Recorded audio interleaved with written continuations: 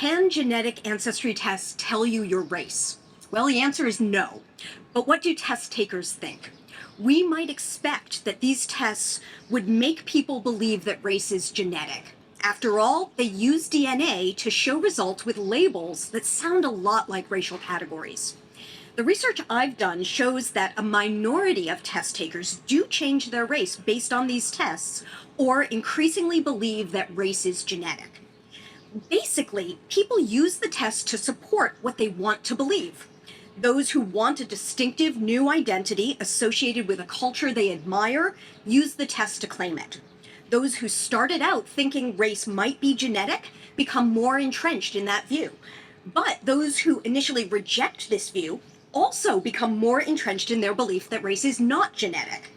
We use these tests just like we use so much information these days to support the stories we want to tell ourselves, but not as evidence of what we don't want to hear.